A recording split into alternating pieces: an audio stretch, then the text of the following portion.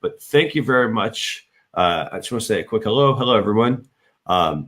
We have a great show, as I mentioned. I'm going to go ahead and bring on Phil so we can get down to the topics.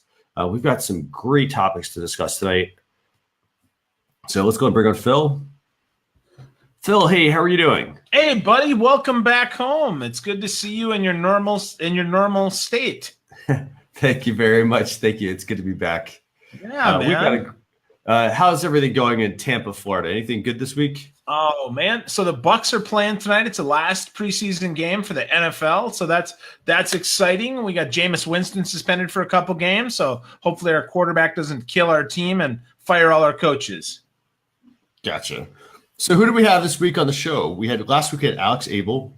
Yeah. Last week we had our time traveler. Tonight we've got one of the top 12 global rising stars on social media to watch from 2016, Jessica Phillips. She's the president of Now Marketing Group. She's just a dynamo. She's known for an outspoken dedication to relationship marketing, which I love. I live by that too. And Jessica has a statement that goes, relationships will always be more powerful than marketing. And she believes in being a magnet instead of a bullhorn to connect with your tribe. So she's in Lima, Ohio, and we are just jacked to have her here. What's up, Jessica? Hey guys, how are you? Doing great. Awesome. By the way, I didn't get the memo about glasses. Every week, man, I tell you, go get some cool specs. Instead, you go get a haircut. What's the deal? Yeah, last week was t-shirts. This week, glasses. Yeah, we'll have to get on the same page on that one. But really great to have you, Jessica, on the show. Again, I think we've had you on a bunch. But, we always have you on because we love having you on because you're so knowledgeable and, you bring a lot of energy and passion to the industry, which is something that is, it's sorely needed from people. You're dedicated to this. There's a lot of people that, they kind of just do this as a hobby. But it's great having you on again this week. Thank you. Oh, thank you for your kind words. I love being here, hanging out with you guys. So awesome. So, Phil, what do we want to talk about this week? We got a lot. I sent over the topics. Big list of topics. I think they're all very relevant, but what do you think? Well, we should probably start with the Instagram change, which is interesting because there's some tools now. The goal is to keep Instagram safe. That's interesting to me because, we've got 13-year-olds and we've got 300-year-olds that are using Instagram. And the goal is to keep it safe, hopefully for everybody, not just for the three of us, right? So, Christian, bring up that article, man. Jessica, do you feel safe on Instagram? I mean, do you feel like you need these tools to make your life a little safer, or do you think this is overkill? I don't know. So I do agree that they should bring in the verification, which is what they're doing, right? They're bringing in the verification. However, who can get verified is still such a slim majority of people that are actually getting verified. Actually, one of the people that we probably all know in the space, Jen Herman, actually just had this issue, and she was, she touts and teaches on Instagram. She's known as one of the Instagram experts that are out there, and she's been kind of taken over, not just with her name, but also her profile photo that was on Instagram and somebody posing as her. And however, she's not been able to get this resolved. So that happening at the same time, right after they've rolled this out, I don't know that I necessarily feel safe. And I don't know that a blue check mark is going to make me feel safe. Maybe the double opt-in, yes, but it is at least a step in the right direction. Just not there yet. Yeah, so Jen got taken over. That's the worst because Jen is such a sweet person and so smart and so helpful. The fact that Instagram doesn't just step up and smack these people around that take over her account, this is just obscene. So, Christian, do you think you need to get verified, man? What's the deal with this? I think that this is a good. Here's the thing. I like that Instagram is doing this. They're rolling out a feature also with this called About This Account. And it's gonna, it's gonna give you things such as the ability to see when the account was created, the location of the account.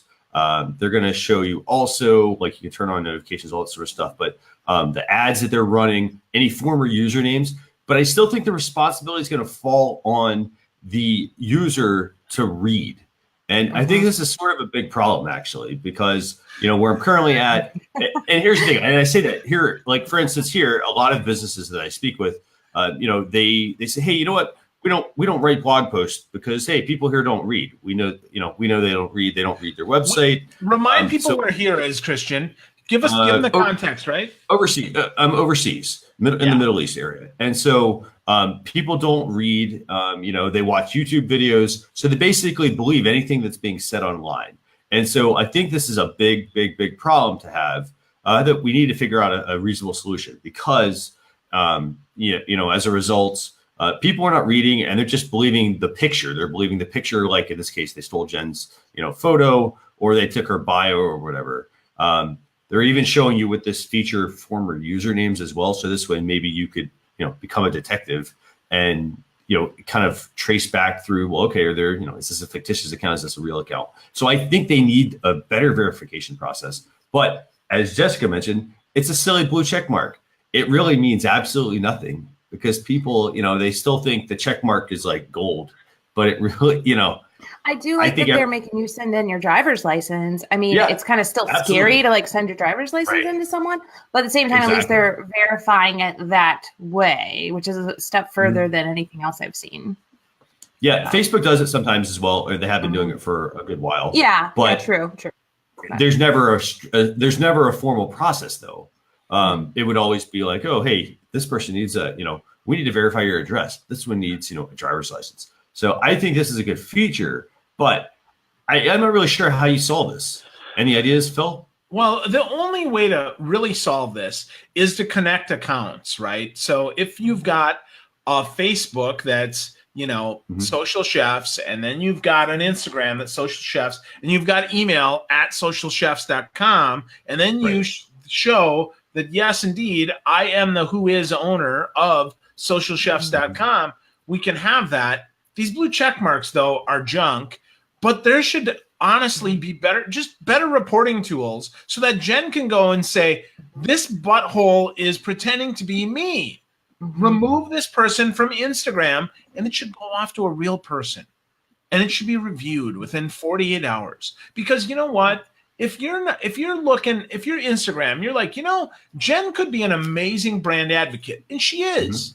But if you're not paying attention to her, well, why should she love you back? It's like, or denying her requests like they did 3 times, even though she's been able to prove this, so that's not good. Right. It's like idiotic. So give us, if you want to give us 7 steps to verify Instagram, that's great. But then let us follow the dang steps.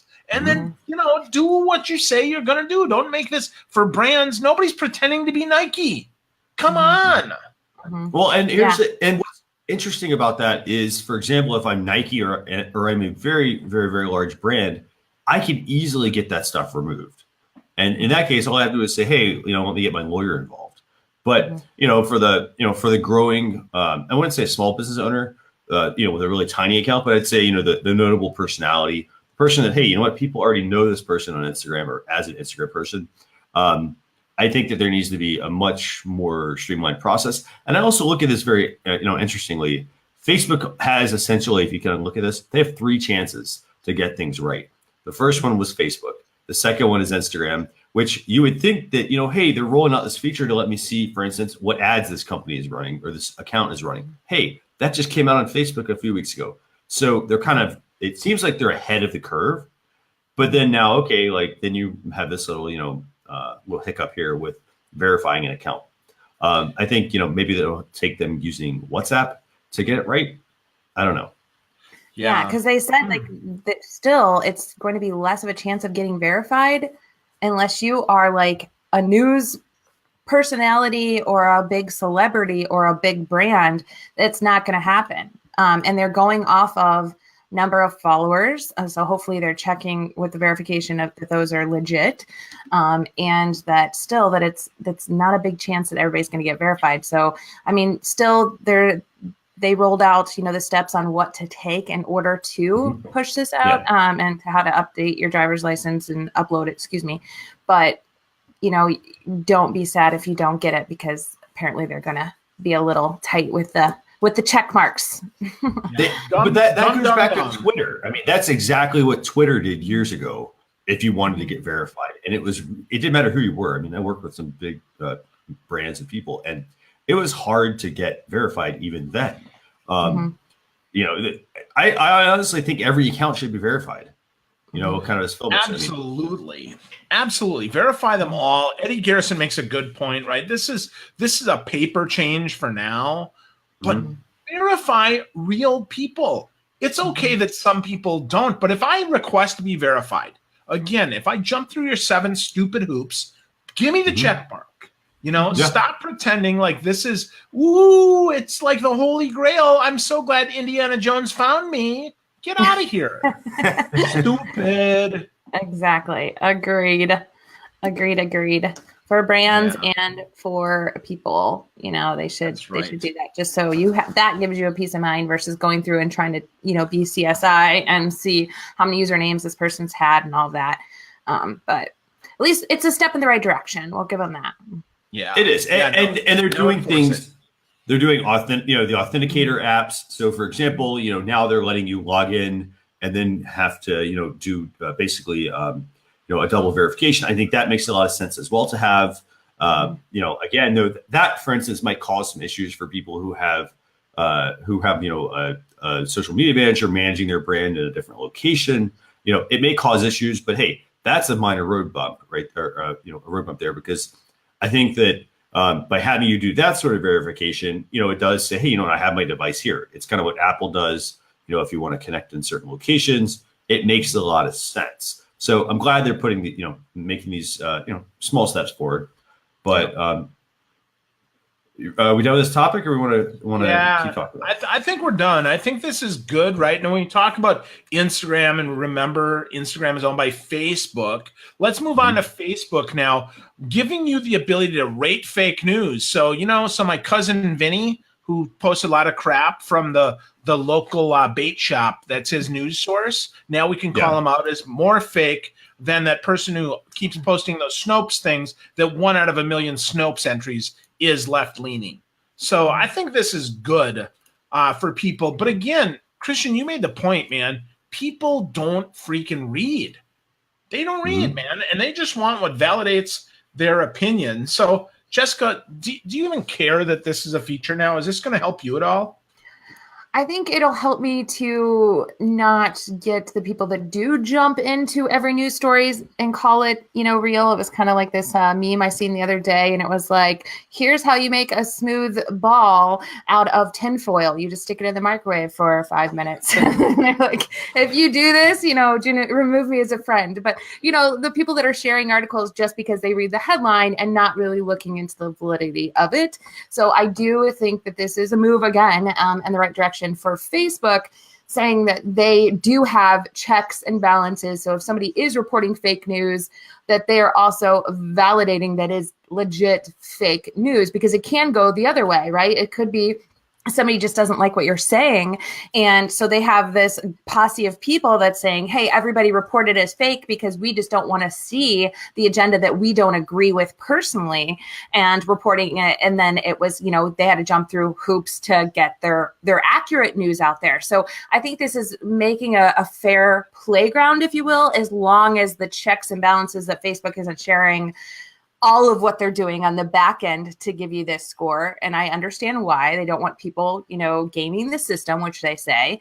But at the same time, we at least know that hopefully it is going through a legitimate third party to verify one way or another that this is accurate and indeed fake news or legitimate news. So, Christian, real news or fake news? Is this good for you? Is this stupid? What do you think, buddy? I think this is a great feature to have. And here's the reason why. So I think this is a very, very, very useful feature if you are, you know, if Facebook, for instance, wants to clean up the news feed. They clean up the news feed, you know, for instance, by giving people a score based on the content they are sharing. And here's the thing, like it puts the responsibility back on the user. Everything should always be on the user. Like there's no way you could say like, hey, you know, I didn't know what I was sharing. Like, well, hey, if you didn't know what you were sharing, read it first before you share it. You know, and I agree with Jessica 100% here. They need to be very direct with, you know, not telling what their process is, because people will try to game the process. And they need to, you know, don't say who you use for a third party company. So because people will go in and, you know, test it and figure it out themselves. They're not going to tell you what your score is if it's 0 to 1. Basically it's a 0 to 1 scale. I think that makes a lot of sense, again, because it, and then, hey, you know what? I think that you need to be penalized if you share stuff, if you're constantly like pushing the envelope and sharing stuff that's, fake or whatever, or is deemed fake. They should really lower where your content goes on Facebook or its visibility. That to me makes the most sense versus saying, hey, you interact with too many things that we can't really. Yeah, absolutely.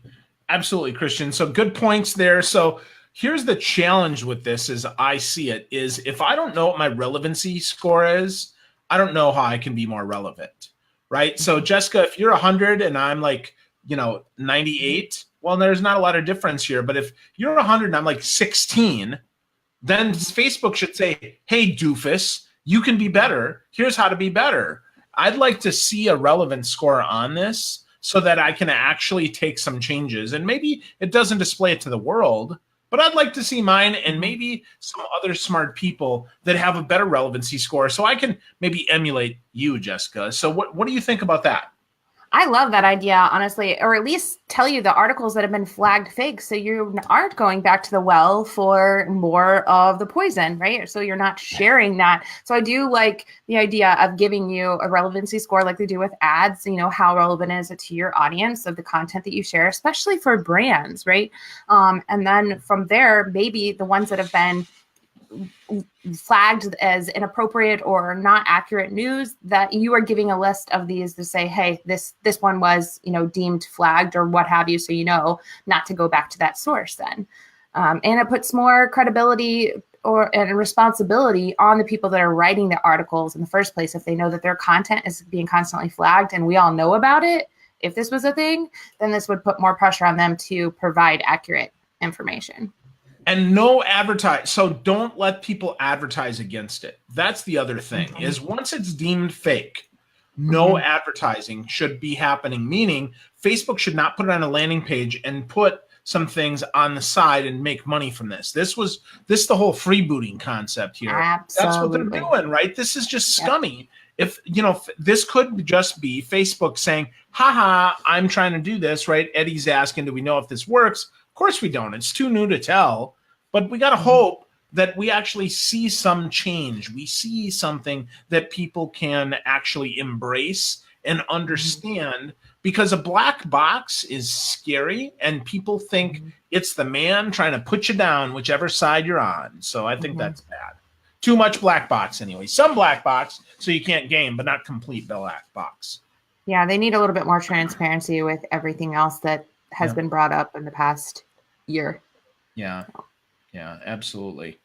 Absolutely. So Christian, did we crush this one, buddy? Is it time to move on to another one? So I don't know if I actually did any of my thoughts get added to this or no. It actually landed at a good stopping place when you crashed out. Okay. I don't know. Okay. No, we're totally good. Good. Okay, I didn't know because I was talking and all of a sudden I was like, my screen froze up. Huh. So yeah, good old technology for you. I would say then a resounding yes. I didn't hear anything, Jessica, that you all said, but it sounded great. Yes. I didn't hear any of it. So I trust Jessica! you all. So yes, let's go to the next one. Where do you want to go, Phil? Well, let's stay with Facebook tonight because Facebook is now, they're going to try to basically make us have even more friends, which means things in common, which I worry that now we're going to get even more knuckleheads that try to friend us. My hope, and this is widows that are serving in the army that now they can know a little bit of something about you. That's what I'm saying, so they like women. I like women. This is a good big win for me. So I'm hoping I get some chicks. I'm just kidding. Right. So, but seriously though, I think it's interesting. And my selfish hope is that they then lift the friend cap because 5,000. Come on. Right. Because it's so kind of random. And because more things in common, and then show me what's in common so that then I can sort them by, oh, look at that. Jessica and I have 274,000 things in common. And then me and Sally Sue only have 3. Well, I want to weed out those people that have less than 10 things in common because maybe they're not really my friends. Maybe they're just people that I used to play Minecraft with. I don't know. What do you think, Jessica? Are you excited about this, or you think this is one more way for guys to be creepy? Both. So I do. I think it's all about how somebody's going to use it. So I do think it's a great idea. I think it's kind of a play off what LinkedIn has done like a few months ago, and kind of telling you some of the things that you guys have in common, like conversation starters, if you will. So I do like that idea. I like the idea of, if there's somebody that I see engaging in a comment and a post, like one today that I was tagged in with some other people that I didn't personally know, but I was tagged in the same post by a mutual connected friend. So it was kind of cool, or would be kind of cool if I could see their comments and also see other things that we may have in common besides this mutual friend, to potentially then decide if I do want to connect with them, or if I do receive a request. It would save me some time because usually when I get a request in, I look at how many mutual friends we have in common, and then I go straight to their about section, see some of their most recent posts, and I do some investigating ahead of time before I even decide to accept that request or not. With having, children, I don't want any creepers on my page.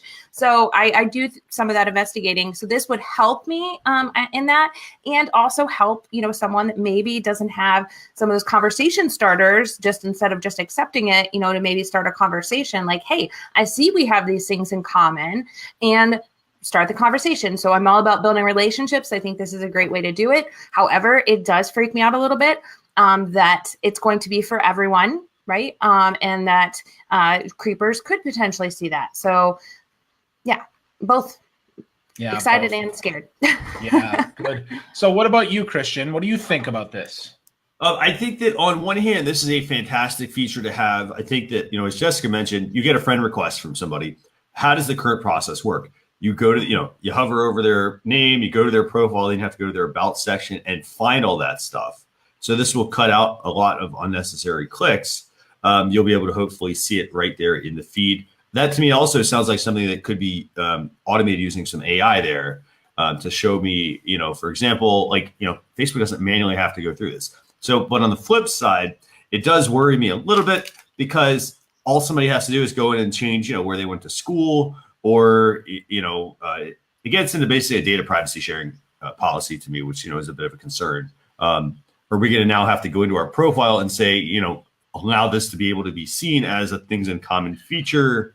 I don't like that part because, it's too much. But then, you need to also share your data publicly, as a result, if you want to actually improve something. So if there's people aren't sharing the right things, then this feature doesn't work. But I think that I like the feature. I like the idea to help, I realized, hey, LinkedIn did the same thing, with conversation starters. But I think this is a good step in the right direction for helping us build more meaningful relationships. I just wonder if it's going to show up for brands, like is our brand admins going to be able to, if so, I'm all in, right? But it didn't mention that. I was trying to dig around and find out. I know it's new and it's not rolled out to everyone.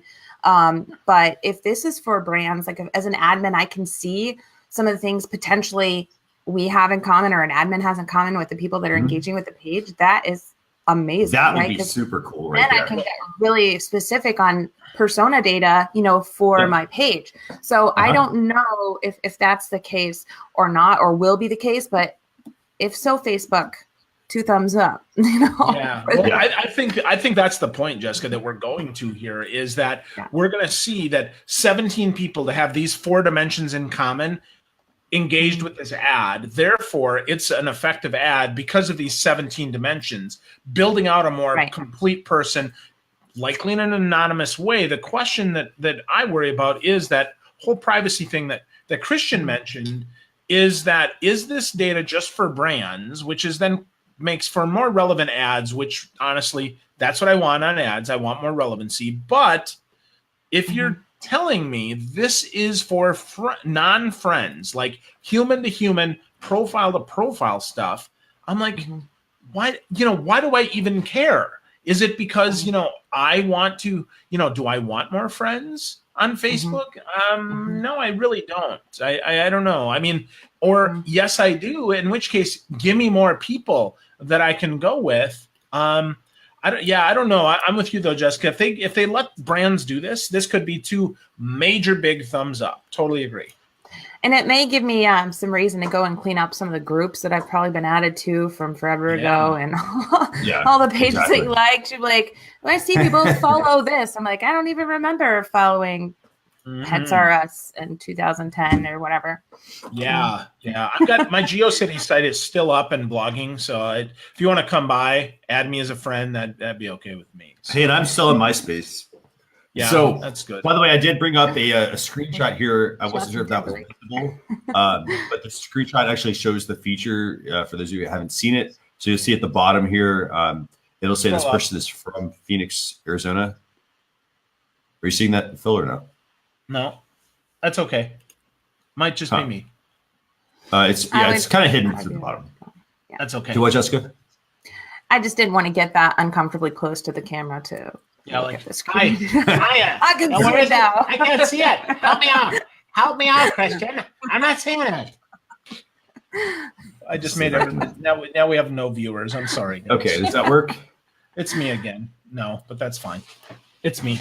As long as everyone else can see. I seen it in the example and the link that you shared. So cool. I wasn't seeing it on the page. That's why I was wondering. So yeah, it's interesting. But we'll see how this rolls out. I mean, this is an interesting feature for folks. There's a lot of good stuff, a lot of potential applicability. And while we've got one more topic here we're going to discuss tonight, folks, I just want you to, if you love this stuff, you want to get this in your inbox so you don't miss it. You're like, hey, next Thursday I'm going to be busy. I'm going to be busy next Thursday, so I won't be here. So I'm going to sign up at socialchefs.com/daily, and I'm going to make sure that I don't miss all these awesome updates. 4 tools that are discussed, and then a bunch more, or 4 topics that are discussed, and then a bunch more, some tools. Usually we have 2 on the show for tool time. Lots of good stuff. Don't miss an email. So, definitely, Christian, topic number 4 is kind of lame, dude. And I don't know, time on YouTube. I'm a fan.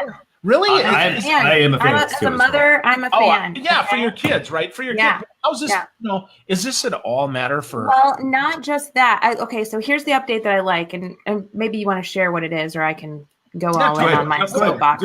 Okay, sorry, because I got excited about this because I bought the Kindles. This is not a sidebar here, but I bought the Kindle tablets for my children because of that very reason of wanting to be able to control the time that they're spending online. That was the selling point for me. So as a mom that has 3 girls that they spend their time on YouTube, they don't watch television, they don't do anything else, they watch YouTube.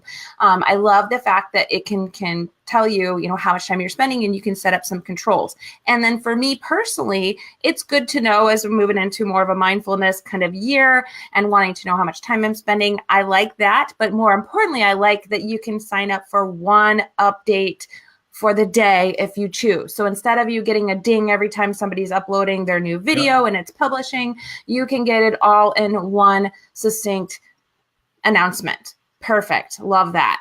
Because what happens when you get that notification, I want to click and watch it. And then I get stuck in the YouTube trail of how did I end up on this cat dancing video when I started with like a training session. Yes. Yeah. And I 100%, I'm going to agree with you as well on this, Jessica. This is a feature I like. If anybody's been following Apple, their Worldwide Developer Conference, they are also rolling this type of feature out for iOS to help you better control screen time. iOS doesn't just apply to iPhones, it's iPhones, iPads, etc. So definitely something to keep in mind. I realize in a way this is sort of antisocial because you're pushing people to not spend time online, but I think that it's something that's sorely needed. All of the brands are doing it though. Like Facebook's done it, like where you can see how much time you're spending.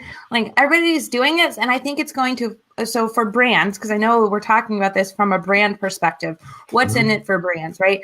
I think this is forcing brands to be more strategic with their content and really get to the nitty gritty of making it good instead of just the fluff. Because if people are going to be reducing their time, they're only going to be going to what's craveable and good. So you have to think about your content as like, what can I create that's craveable, that will make people want to come back, get more of it, and do so in a meaningful manner versus just getting sucked into this like I said, rabbit trail of watching stuff unintentionally. So I think from a brand perspective, it could be good if you look at this as an opportunity to think about what kind of content am I making and how is it going to truly be worth someone's time if they're objectively looking at like the 38 minutes, I think is what was in the example of time. Yeah. Is that worth it for them to watch it?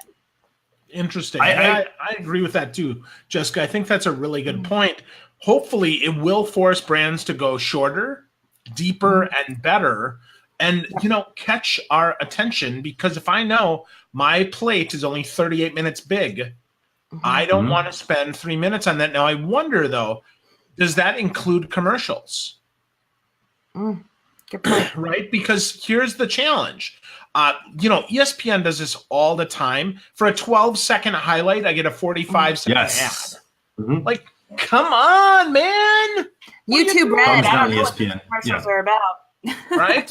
So I want to see, does it include commercials, right? Can I say, I'm going to set my timer. Therefore, YouTube is going to say, okay, well, 8% of that is open for advertising. So only 8 minutes of that in the day, right? So it might be a 12-second ad here, in which case you're going to be buying different ad units. You might say, well, heck, I only want a 5-second pre-roll ad. I want a 12-second mid-roll ad, or I want a 45-second end-roll ad like a Spotify so that I can extend my time maybe. I don't know. It's kind of interesting. We'll see. I want a lead form ad that they're rolling out on YouTube instead. There you go. Yeah. By the way, I like your idea, Phil. I really like the idea there of, if you said, hey, I only get like 35 minutes of time or whatever, have it where like, you don't get, eaten up like by chunks of, because depending on what you watch, say you watch a bunch of, ESPN videos or whatever, you end up wasting a lot of time watching their silly ads. And by the way, I can't stand their ads. Or they'll just tell you, you've spent 32 minutes of your day or week watching ads. Sign up for YouTube Red. It's only $9. See that?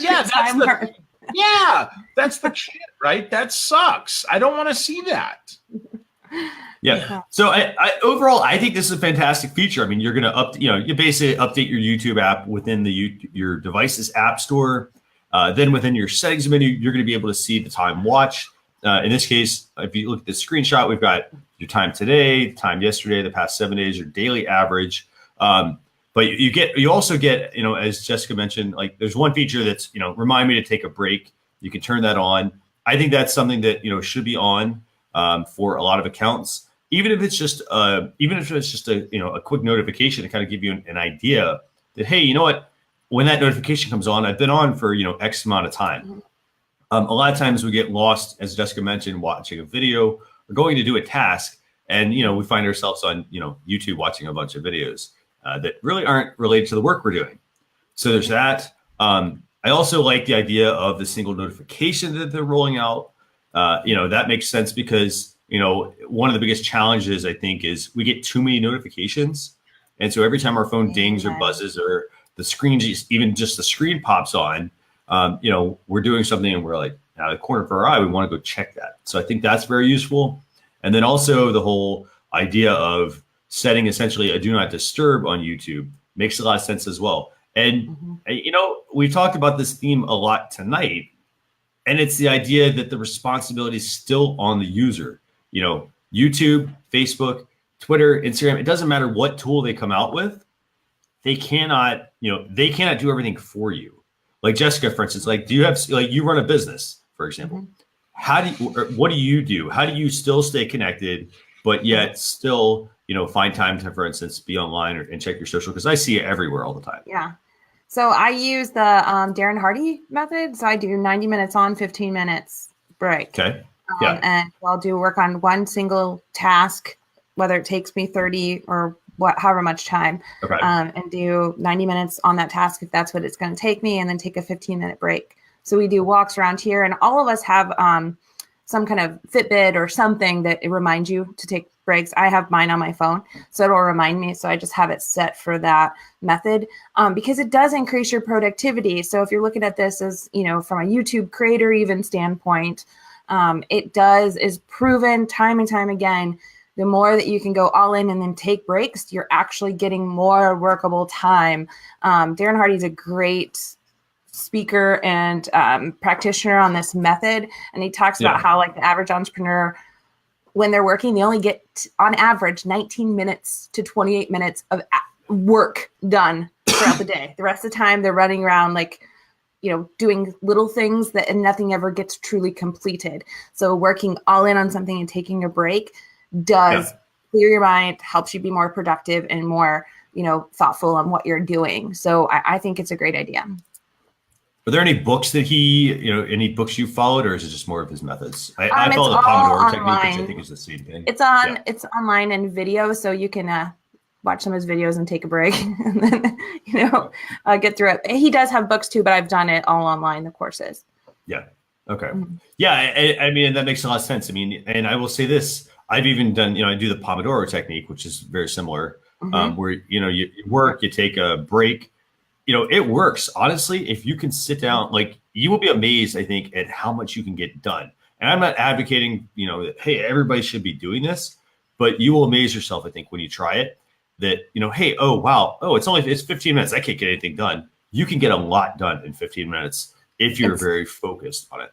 Yeah. Gamifying. That's what they talk about, like gamifying and rewarding yourself. You're giving yourself constant rewards. So you're more productive during that time. Yeah. More breaks. It's crazy how much more work though you get done when you're adding those breaks in. Want to say, John Kapos, thanks a lot for joining us tonight as well. Good to have you on.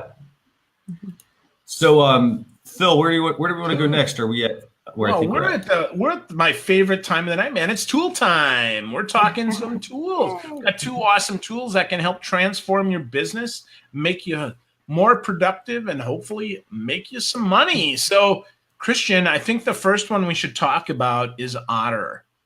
Otter.ai.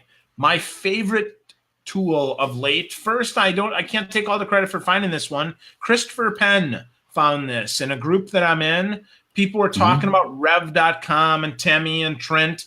And Christopher Penn says, hey, I like Otter. It's about 93% effective at transcription, and it's free for 10 hours a month, and then only $80 for a whole year of unlimited transcriptions. Wow. So, Jessica, do you use transcriptions? Is this useful for you? I have not, except for like the built-in ones to, Siri built into my Mac and iPhone, which is not anywhere close to 10% accurate a lot of the times. I don't know if it's my Ohioan accent or something. I don't know, throwing them off or what, but no, I have not been consistent with using it because I have to, redo so much. But I do use voice memos quite a bit. But this one, I have not done transcriptions, but I've done several voice memos to myself as I'm thinking of an idea and I'm driving or whatever. Instead of, doing that or at my desk, I'll just jot down. So I could definitely see this being very, very, very valuable. So I was excited when I seen this on the list because one I'm definitely going to check out. Yeah. So I will say this. So Christian, are you using this one, buddy?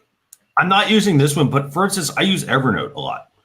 Okay. And so, like as Jessica mentioned, you have features where like, on your iPhone, you can record your audio, you can record voice memos, you can write out voice memos to yourself. But what Otter does, which is very different, is that it will actually transcribe your audio so that you don't have to say like, okay, did I record that in a note or was that something that was recorded in an audio? I really don't remember. In this case, you can use Otter to go and you can find the information that you were trying to, wherever you recorded it. So it's actually going to save you a lot of time. Yeah. Well, let me share with you two ways that I use this. Yeah, sure. So first, on the app on my phone, whether it's Android or iPhone, I'm an iPhone user.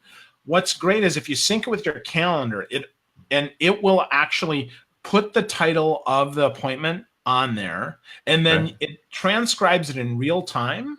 So if we're sitting across the table from each other in a meeting, or I've got a phone call or whatever, it'll transcribe it. And then when we're done, this is the killer feature. Get this. When we're done, it will say, would you like to send the meeting attendees the transcript? Stop it. Pow! That's pretty awesome. Stop it.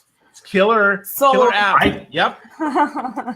What do you So think I like about the that? search in here, like the search in here too. Just the search alone, before you even mention that, like that's like the icing, triple icing, and the cherry on top of this. But the search feature had me at hello when I checked that out alone, just from having to go through and replay some of my voice memos because I give it some random title, if that. Right. So that's great. Yeah, I'm sold. So hold on, so there's one more. Ready for this though? On the desktop. But wait, there's more. That's right. It's Ron Popiel-Gerbishak right here. But wait, there's more. This is the Ronco Pocket Fisherman, ladies and gentlemen. And so what's great is on the desktop, it'll ingest an MP3 or your video. So it'll transcribe it like that as well. Stop it. Yep. So this show tonight, Christian, when you download it, you should try to put it up in Otter.ai and transcribe it for us, and just see what turns out.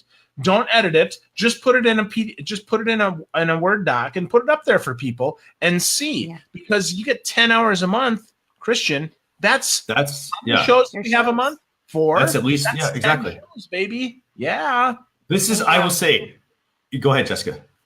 No, I just said bam. I'm just still like jaw dropping. If it's I am awesome. as well. This to me looks like a tool that, I could see Evernote trying to acquire this. I could see Microsoft trying to acquire this with their OneNote product.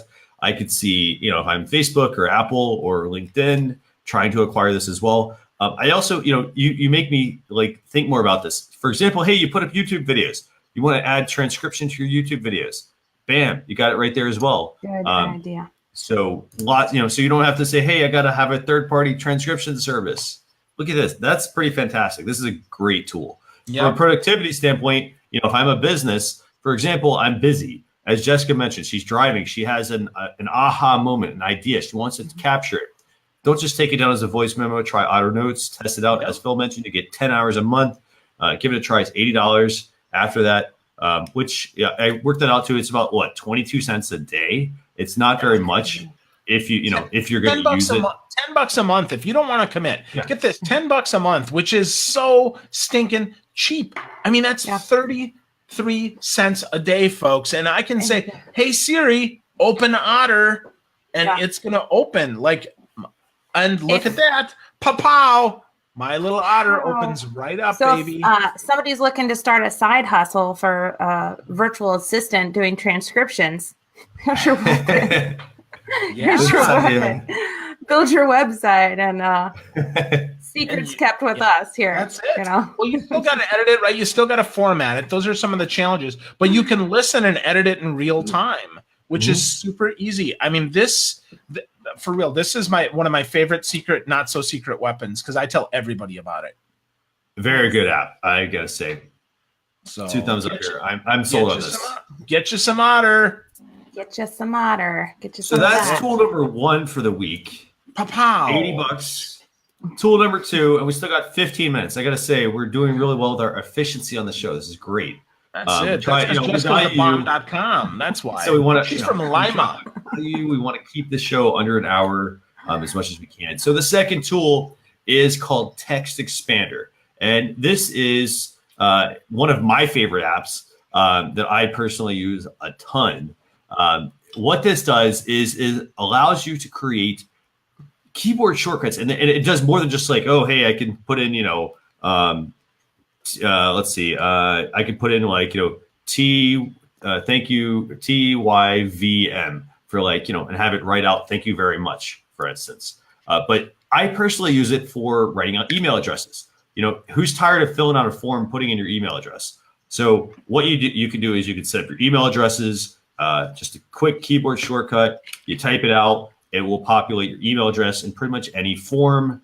But you can even take it further and create forms that will fill out themselves. So basically, let's say, for example, I get a ton of customer service requests, or people want that, that guest blog post, and I don't have the time to do it necessarily. I can quickly type out a key combination. It will fill out the entire thing that I've already written once. It'll give me, I can set it to where I can populate a person's name. I could populate a website. I could populate whatever information I would normally put in a pre-filled out form, and it's already all right there. I don't have to do it once, and it will save you hours of time. And it also syncs between your laptop, desktop, and your mobile device. So it's all cloud-based. But one of my absolute favorite apps. Do you use this at all, Jessica, or do you? I don't, and I love that you love this and your brain works like that. But I would like forget all of my shortcuts and would be like getting so frustrated. I feel that I would then be going back to my cheat sheet and spend more time trying to figure out what shortcut I made for something. I could have just filled out my email address in that time. So I love it. I love the idea of it, but I don't know that I would see myself using it as much as other people may. So I have mine. I don't know. In my iPhone, it's kind of built in to fill out a lot of the stuff that I fill out a lot. But the examples that they use in their app, like I could definitely see that being beneficial to somebody that's, like you said, guest blogging or something and filling out the same, redundant stuff time and time again. I could definitely see this being beneficial if you're sending the same message a lot. I haven't. Well, think about blocks of text though. So here's a great way to use this. I have to fill out my bio for every speaking engagement. I have to fill out my intro for every speaking engagement. I have to fill out my program. I have to fill out my key points. I got to fill out, the location of my headshot. Where's my speaker reel? And with one little keyboard shortcut that is, Phil Gerb speaker sheet, it gives me 8 paragraphs of stuff. That makes it super easy. So to your point, Jessica, I don't think I'm saving any keyboard shortcuts by, typing up my email, because although, if my last name were Karasevich, I probably would, right? But I mean, not the Gerbishak's easy, but I understand that, Christian. But for the rest of us, because I would never put my last name in my email anymore. It's just Phil at, and then my domain, which is my name. I try to keep it shorter, but for longer stuff that I fill out all the time, bios, speaker sheets, my calendar link, I could, I have used this, and I have to sync mine back up, Christian. This is timely that this came back on, is now I can put, I can just put, 30, MCal, and then it's got my whole calendar link. And then, because I don't just provide my calendar link, I say, if it's comfortable for you and to save us both some time, why don't you check out my calendar link, or please suggest several times that are good for you, because I don't want to seem like just a robot. And sometimes it just helps me soften up my messaging, because I forget sometimes, because I can be a high D and just really direct. Yeah. And, and for example, like some of the ways I use it, I've used it, for instance, for the show. So every single week, I pull up I write up a list of, the show has a certain, who's our guest, who's our host, who's our guest, what are the topics we're going to cover, what are the tools we're going to cover. What I basically do is, I could quickly just have a blanket sheet that fills out automatically and just populate it with things. So, I will say it works fantastic. By the way, we just lost Jessica for a second here, but I think it works fantastic for what it does. It's got a lot of features. It can be very, it can be just for the beginner. For example, you want to type out like every month. You can set up, X1, for instance, might be for January. X2 is, February. X3 is March. X4 is May. You can do that. You can add in timestamps. So it's not just like, hey, let me put an email address in. And your phone, for instance, your iOS phone has this built in, but it does not sync across your devices, which is one of the key things. And, it's a lot easier, I think, to fill out. It's all cloud-based. But there's a lot of functionality to this besides just the, hey, let me fill in the email address. For example, I have a personal email address and a business email address. Which one do I want to use when I'm filling out that form? Very simple. As you mentioned, you want to respond to things, or you want to have, certain things already kind of ready to go in the can. Saves you a lot of time. And they also have a feature on this that actually will show you how much time you have saved as well, based on the snippets that you use. For example, you save, 700,000 characters. It's saved, 29 hours, for instance, and 12 snippets, 12,000 snippets expanded. So it shows you how often you use it as well. Awesome. Well, let's bring Jessica back on. She's hiding out in the lobby here, so we can send her on her way and thank her for her awesome participation. Good stuff. Yes, let's bring her back on. Yeah. So we'll bring Jessica back. We did some TextExpander, and now she's back. What's up, Jessica? What's up? What's up? So, hey, we are so delighted that you spent some time with us tonight. How the heck do people find more of your awesome? Oh, thank you. So you can find me anywhere online at Jessica Phillips, Jessika, Phillips, Phillips, or at nowmarketinggroup.com. And thank you guys for always keeping up to date on all the social media changes. I always love tuning into the show and even more so participating with you guys, and I'm fun. Yeah, Thank we're you so so glad much you're for being here. on. You're great. You're Awesome. great. So what's up that's gonna next do it for week, this Christian? week. We're going to have, so Phil's going to be out next week. Mike Gingrich is going to be filling in as co-host. Awesome. So we've got another great show for you. Mike's going to be on. Got another great guest coming on as well. We're still finalizing the details of that. But for those of you who want to get this week's updates, we're going to have an Alexa option you can listen to. You're also going to have a blog post recap, this video on YouTube. Just go to socialchefs.com/daily. I'll send that out to you all tomorrow on Friday. It's Friday here, but Thursday there. But I will send this out to you all tomorrow. But thanks again for watching. We'll see you next week. Thank you. Bye, everyone. Thanks, everyone. See ya.